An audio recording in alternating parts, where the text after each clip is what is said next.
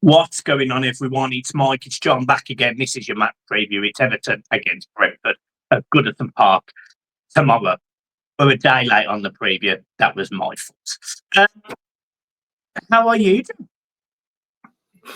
Well, back to normality tomorrow, isn't it? Back to Goodison, back to watching Everton, and probably back to feeling like shit again. So, yeah, apart from that, all good. I must say, I haven't missed it. Don't know if you have. No, I haven't. I haven't missed it.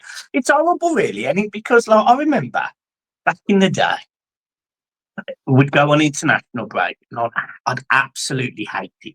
I'd hate it. I'd hate the gap. And we've had 3 international breaks in 12 weeks, and I've loved every single one.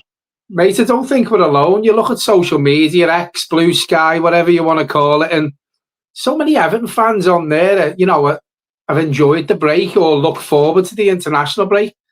I remember years ago, even like yourself, you'd enjoyed travelling here and having a beer and stuff, and now you don't even miss going to, I don't think anyone does, and Frankie, who's 12, even said to me before, it's like a chore to go to the game. He looks forward to it, but he looks forward to everything apart from going into the ground. He's 12 years of age. We've said this before, though, haven't we, all jokes aside, that because we've been so poor for the last 20, 30 years, and it's obviously got worse over the last 6, 7 years. Social media will obviously fuel that as well because it's grown so much. We just don't attract as many young fans as we used to. People in Finley School are Manchester City fans. No disrespect, but Manchester City, you take out the recent history, the last 15 years or whatever it is, they're a Division 2 side in my mind, in my head.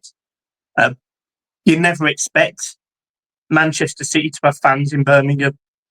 You'd get it with Man United because they were the big club and all that. But it's just the game is dead in that sense. There's too much money in it. There's super clubs, there's favourite clubs, there's referees that go absolutely off the rails. It's just not the game that I fell in love with. How old would I have been? 5 when I really started falling in love with the game. So, it's not the game I fell in love with 27 years ago. Let's just say that. John, we take on a Brentford side that love scoring goals. Absolutely love it. And they went through this period this season where they'd score in the first 3 minutes, and I think it was like 5 games running or something stupid. They're a good team. You worried? Well, yeah, they've got some individual players and they've got a manager who really rate. And, you go back to what you were saying, like 5 games on the run where they scored within the first 3 minutes. Some of them were against decent teams as well. And then they sort of stopped doing that and went on a bit of a run that wasn't great. But what a team to come up against where they could do that again. Because I'm telling you now, we've spoke on here many, many times. What gets said in that dressing room before they leave there and come up that tunnel onto the Goodison Park pitch to G them players up and to get them up for the game, to get them getting stuck in from the first whistle, getting tackled in, getting at the opposition. We don't do it.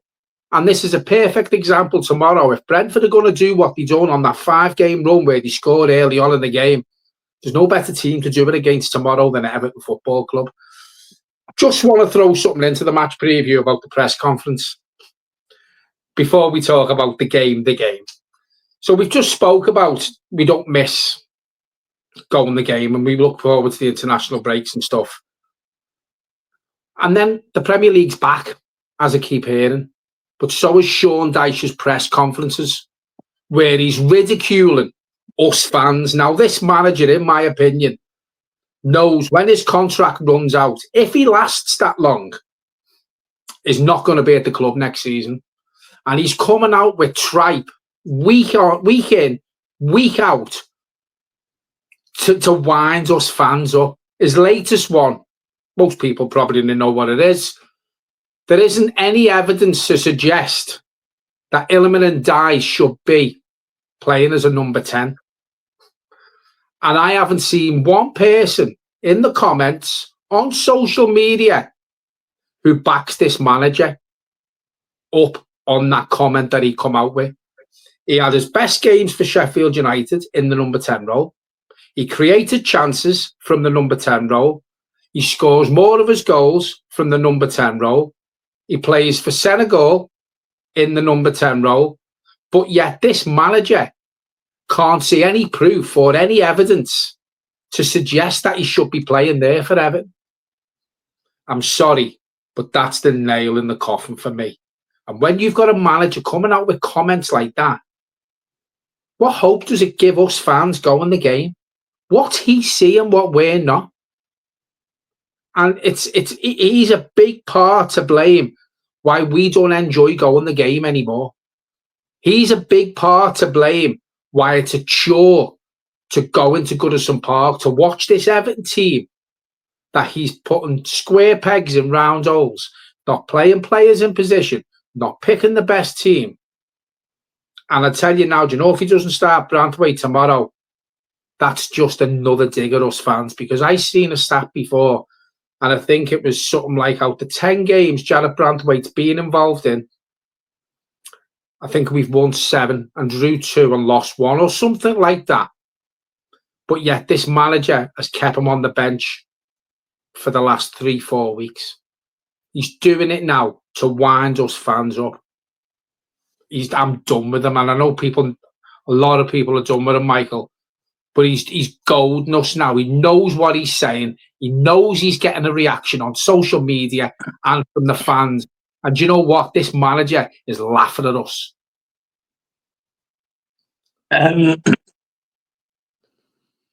Yeah, I mean, I don't think the evidence is there. Yeah, I don't think Brentford will start on the bench tomorrow. I think he'll start. But then he did have that niggle. He come out of the England duty. He'd obviously played the full game against West Ham. It's just whatever he's going on about this niggle, and whether he says he's match fit and all this rubbish. But that would frustrate me if he doesn't start. I don't think he will. The other players, you know, we always go through this period of players where, you know, they're injured. They're injured for a long time. They then get put in the 21 squad for minutes and whatever. And I always don't quite get why you can't have a Brozier sitting on the bench tomorrow and comes on with 10 minutes to go, because although he might not be match fit, he might not be match sharp, he's still a Premier League footballer that can give you 15 minutes if you need to throw him on. Like, I just don't get it. I never understand that. There's being careful. There's being careful, and there's being careful. And I said on here the other week, let's use some of the big successful clubs, for example, with their star players. Kevin De Bruyne. If Kevin De Bruyne was out for 3 or 4 weeks, do you think he'd be getting stuck playing with the under-21s? No. He'd be straight back in. Virgil van Dijk at the other lot. Would he be playing at a youth level? No. He'd be straight back in. You put your best players. There's rushing them back, and there's taking the piss like this manager does. Yeah, but even about rushing them back, they can still sit on the bench. Yeah. I totally agree with the Brozier shout. Been training for 2 weeks now. They don't have to, you know, they don't have to start a game of football in the under-21s to be able to give you 10 to 15 minutes. It doesn't. I'm sorry, you just don't need that. I've never got that. No. In terms of my team tomorrow, look, I actually, it sounds awful, but I actually don't care who he starts. Like, I could sit here and I could give you the team. I could say, you know, what do I think it will really be? Pickford, Mikalenko, Tarp, Brantwaite, Ashley Young, Garner, Mangala, and then the four. Mangala, yeah. Oh yeah, sorry, yeah. It's Tim who's injured, isn't it? Sorry, he's back in training apparently. So we'll see him next fucking Easter. Yeah, and then the four I would want in front is McNeil, NJ, Amazon, and Calvert-Lewin up front. See, would you swap? And he's not going to. We know that with his comments. But would you swap McNeil with Dyche? What I just did. Oh, sorry, because you didn't. You just said the four. So Yeah, no, I just did. Yeah, I'd have NJ in the middle, because then you can go left or right. I agree with the team. I just swap Calvert-Lewin for Beto. Yeah, the only reason I haven't done that is because I think I would be banging my head against a brick wall, because I just don't think he does it. I just don't think he does it.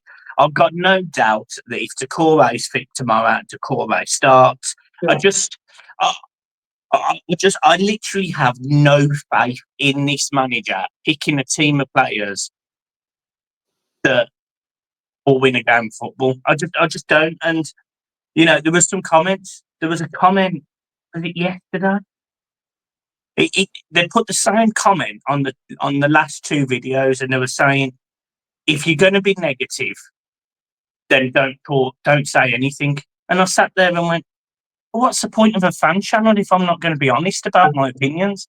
I seen that. I think it was something along the lines of, you two wouldn't bother doing videos if Everton was struggling or something like that. Now, whether Everton struggle or not, if you have a look at the history of this channel, we've done videos when we weren't this bad, and we've done videos when we are poor.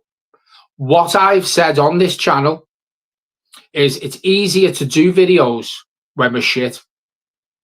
And it is. When we win, you don't really have as much to talk about, or we don't have as much of a discussion on where the things went wrong and the problems that's within the team. If it's all rosy, you don't have that discussion.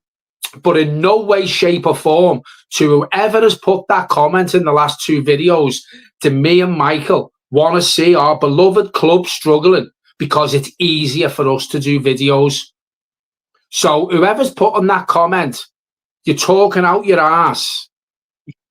Everton Football Club's not for you. And in general, football's not for you if you think like that. And I did reply to you the first time you put this. If you think that, then just don't watch. If you think we're only doing videos because Everton Football Club's in the mess that it's in, then just don't watch. There's other fan channels out there who will sit on the fence, who will not have a pop at the manager, who will not have a pop at the club. So maybe them channels are for you, because you're watching the wrong channel if you think that me and Michael won't say how it is. And you're in the minority, because the majority of the subscribers, 99.9% of people who watch these videos and who comment and who watch the channel and who subscribe to the channel, watch this channel for our honest opinion. So maybe this channel's not for you if you're putting comments like that. John firing shots at everyone there. Oh my God. In terms of score prediction, see, what worries me about Brentford, right, is I'll be honest. They've got players like Wissa and Brumo. They've got, is it Potter? Is it the young lad Potter? But they've got players who can beat you, who can skin you, have got a bit of pace, can shoot, aren't scared about taking that next step, aren't scared about opening up the body. They've got good footballers in the middle of the park. They've got a decent defence, albeit they have conceded goals this season. But scoring up as well. Well, they're scoring more than they're conceded, I'm pretty sure. And I'm pretty sure I'm pretty sure they might even be the top goal scorers in the league or something like that. I mean, they really are a team that can hurt us tomorrow, and that's what worries me. So I'm going to go with 1-1. I'd really like to say we win this game, because I actually think we need to win this game. But I have no confidence that we're going to win this game. I think we're going to make it really difficult for ourselves. The next 10 fixtures are the hardest statistically in the league for any team. It's going to be a real challenge. We need to win tomorrow, but I just don't trust Sean Dyche, and I don't trust some of the players to get a result for us tomorrow. Mate, this Brentford team are going to come to Goodison Park very confident that they can get a result against this Everton team and against this manager. And as you quite rightly say, they've got the likes of Wisser and Mbeumo, or whatever his name is, who are capable of hurting any team. And they've already done it this season in other games. Right? They're going to come to Goodison Park tomorrow and they're going to give us a game. Now, it's whether we want this win and this game more than Brentford, because if we don't and we're not on it and at it from the first whistle, because we know what Brentford can do from that first whistle, then I don't give us much of a chance. And I know that sounds negative, but again, I'll say it on here like I've said many times. That's what this manager and this group of players have made me feel like. So if Everton aren't on it and at it 100% tomorrow, Brentford will score. Brentford will score, and they'll hurt us time and time again in the game. If there's no game plan, because we all know when you look at their manager and this Brentford team, they change depending on which team that they're playing. He changes it tactically. We can't say that about Sean Dyche. He's got no other plan. He plays the same way, week in, week out, regardless of who the opposition is. Thomas Frank is a very, very good tactical aware manager. And I think he'll have these set up tomorrow, knowing that this Everton team are there for the taking. So I think we get beat 2-1 tomorrow. Brutal. I just want to mention one thing about the Friedkin group. It's been reported again that it looks like it's going to be mid-December that the deal's completed. So it does mean that we go into January with whether it be more money or whether it be at least some idea about a strategy going forward. I honestly think, and I mean this, I honestly think Sean Dyche might not be in charge by January the 1st. I'm absolutely convinced of it. Well, the Friedkin group, if all the reports are to be believed, and we did say when we done a video, you're looking at 3 weeks, which will probably take us to the middle of December, the last time we done a video. They take over in the middle of that awful run of fixtures that we've got. Now, if they come in, regardless of how the results have gone, because we're not expecting nothing, I don't think the Friedkin group will be expecting this Everton team, if they've looked at the fixtures, to get much in December. They're going to come in with a plan for this football club. And Sean Dyche, if they've got any footballing intelligence about them, will know that this manager should not be part of this new era of our football club with him taking us forward, because he's not going to. So the minute they step foot in the door, whether we've picked an odd point up here and there in December, which I don't expect, pull the trigger, get him out the club. In my opinion, it's going to be an interim manager, whoever that may be, but give us some direction. Give us a press conference. Tell us where you're going to take us. Tell us how you're going to change and get this football club out of the rut and the mess that it's been in for absolutely years. And this manager and this current owner in Mashiri has not helped one bit. So come in with a blueprint, with a game plan. Just tell us where you're going to take us. But first things first, get rid of this manager and you will win a lot. The majority of Everton fans, you'll win them over on your side straight away if that's the first thing you do. You talk probably even more aggressively about Dyche than I do. All of the credit he built up last year, and the fact that he kept us up and all of that stuff. And we went into this season. Me and you went into this season and we said, "Yeah, we give him a chance. We give him a chance."